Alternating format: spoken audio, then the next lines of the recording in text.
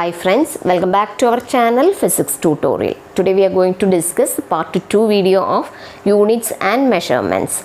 Here we will discuss the measurement of length.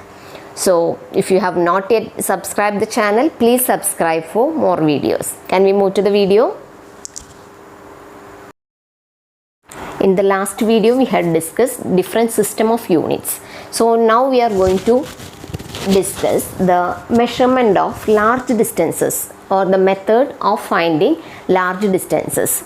Okay, suppose we have to measure that the small distances of earth, then how we can measure?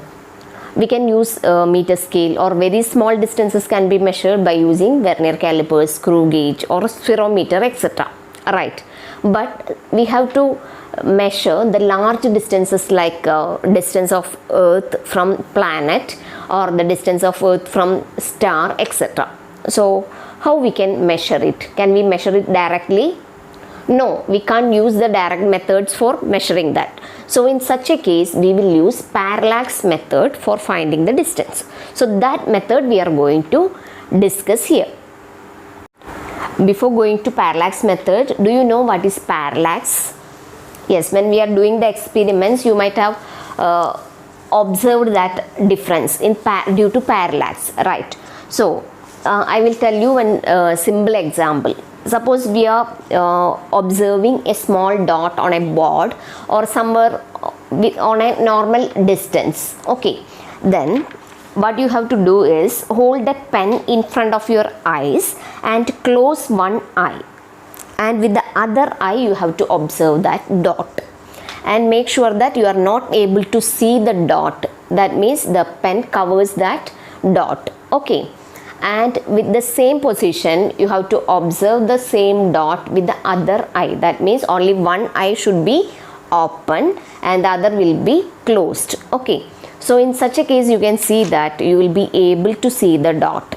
That means with one eye you are not able to see the dot, but the other eye you can see the dot with the same position. That means there is a shift in the position of the pen, okay, or any object.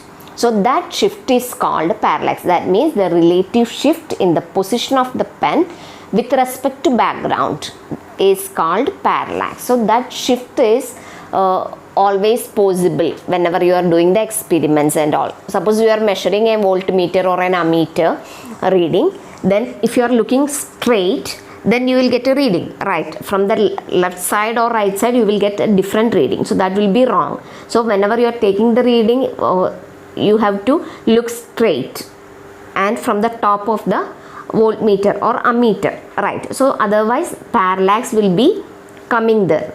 To avoid the parallax we are doing like that. So that is a peculiarity of our eye. Okay, so that is called parallax. Now we can explain what is parallax method and how we can measure the large distance. Okay, for that first of all we have to observe the planet from two positions on the earth. Suppose we are taking A as the first position, and then from where we will look through a telescope and we will observe the planet. Then we will mark that point. Okay, then from another position on the earth, suppose it is B. So from that position we will observe the planet and then we will mark there.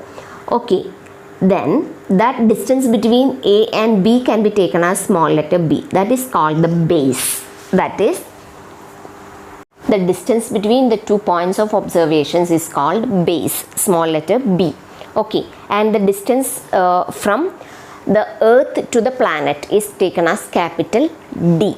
Okay, now we can do the diagrammatic representation. Here we can see a triangle, that is A and B are the 2 points on earth and the distance between them is taken as small letter b, and the distance between the point A and the planet or B and the planet is taken as capital D, and the angle between them is taken as theta. Theta is the parallactic angle or parallax angle, and that is the angle between two directions of observations at the 2 points is called parallax angle or parallactic angle. Okay, now we have to find capital D. So how we can find capital D from this triangle? Here we have an angle, right?